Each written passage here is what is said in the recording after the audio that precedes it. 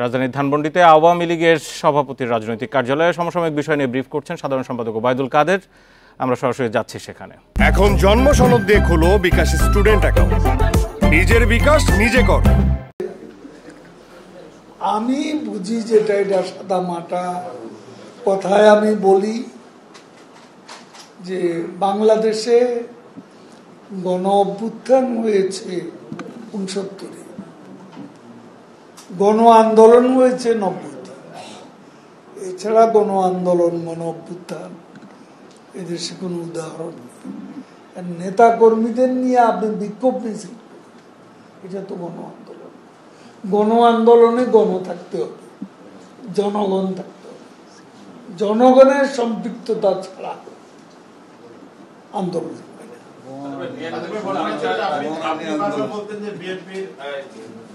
বর্তমান নেতৃত্ব ব্যর্থ, তারা আন্দোলন করতে পারে না, তারা সরকারের সাথে বার্গেনিংও করতে পারে না। সেটাই প্রশ্ন ছিল যে তাদের সেই আপনি বারবার আপনারা বা আওয়ামী লীগ নেতারা যেটা বারবার বলতেন যে তারা ব্যর্থ, তারাও সেই ব্যর্থতার দায় স্বীকার করে নিয়ে নেতাদেরকে অব্যাহতি দিয়েছে, নতুন কমিটি করেছে। এই নতুন যারা আসছে তারা যে ব্যর্থ সেটা তারা স্বীকার করেছে অবশ্যই, সেটা হচ্ছে বড়। এটা স্বীকৃতি তারা দিল।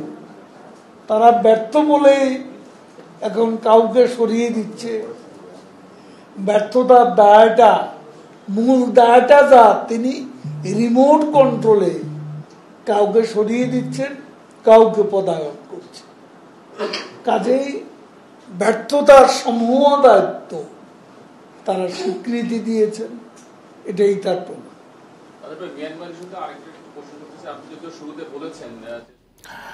ধানমন্ডিতে কথা বলছিলেন ওবায়দুল কাদের। রাজনৈতিক বিভিন্ন বিষয় নিয়ে আমরা শুনছিলাম তার কথা।